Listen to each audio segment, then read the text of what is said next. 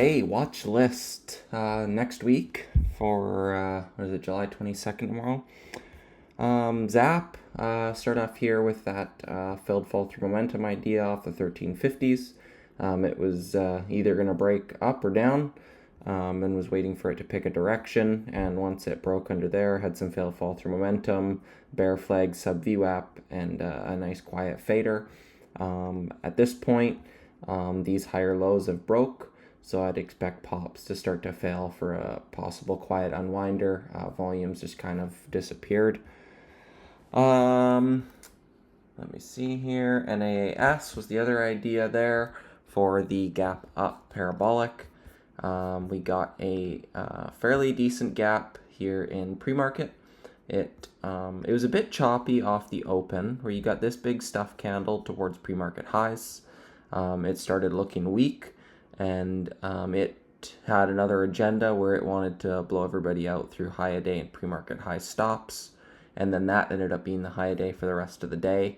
And this sort of bouncy ball setup that Lance talks about, where it sets this low a day, you get this higher low trend start to break down, and then it dribbles right towards low a day, and that crack is a very high positive EV spot, and then a nice fader into the close. So really nice setup there. Big picture. So at this point, basically I'd be thinking lower the better for backside bounce, or a gap up back into prior resistance, and potential failed fall through momentum.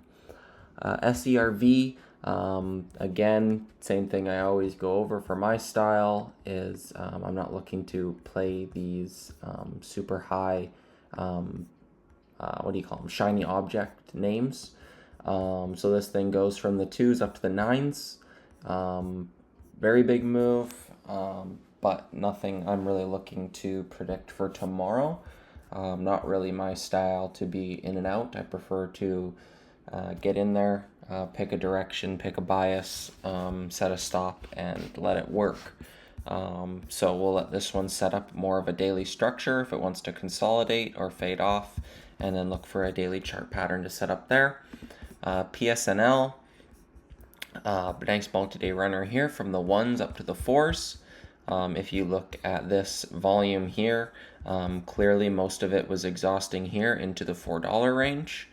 A nice parabolic red stuff candle, and it was right into midday. You had a couple hours here into close, but it didn't really do much.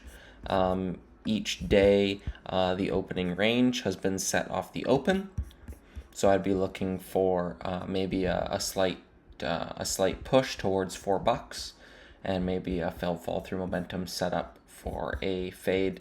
There's no real shareholder base down here, as it was all just chasers and maybe shorts getting blown out or something like that. But there's no real support down here because no volume was traded. And with most of the volume getting exhausted up here, I'd expect pops versus 4 to have a decent pullback. A mix was my breakout setup here on Friday.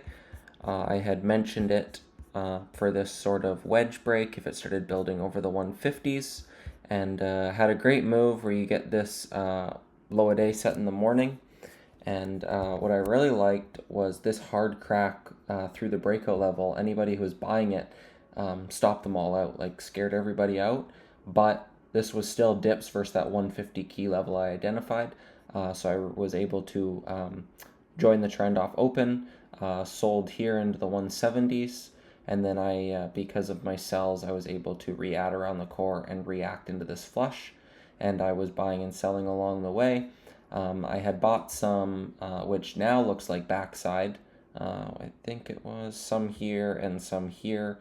And once it failed to reclaim, I sold it for roughly flat or so on the remaining batch. Small, and probably a few cent loss there on the last batch. But overall was green on it, just because of the locks along the way. So this thing's not really in play for me anymore now that it didn't really hold over the 180s. So we'll be taking that one off radar. So plans for tomorrow will likely just be to focus on this PSNL. Other than that, there's not a whole bunch in small cap land that I'm watching. A lot of large caps, Bitcoin names. I saw Judah mention these over on Twitter. You had Coin, Clask. I really like this big picture. Like if you zoom out to like a weekly even, where this volume is really starting to pick up. Pops versus 20 are staying heavy, but it's also supporting here into the 14s and 15s. So if this thing starts to build over $20, we could get another leg up there. But a lot of the Bitcoin names are consolidating rather nicely and holding up. IWM was a focus for a lot of people last week because of this big parabolic move. CrowdStrike had that shut down a bunch of businesses because they had an outage associated with Microsoft and whatnot. So CrowdStrike had a big gap down. And yeah, so it's not really my niche that I've really studied or focused on, but I'm using a commentary in IU to kind of learn and pick up little things here and there, and try and expand my knowledge base with that sort of stuff, and see if maybe if small caps sort of slow down or something, that I still have opportunity in that space. There is a little free trial, or not free trial. It's $7 for 7 days over at IU. They just posted it on Sunday Scan. I had reposted it on my Twitter if you wanted to look at it. I've never seen them do something like that before, so it might be worth checking out if you didn't want to pay for like an annual subscription or something, but still wanted to know what we had going on over there. I did not get paid to say that. I just like their service, and yeah, I like what they do over at IU. So I just figured I'd mention if you think it adds you value.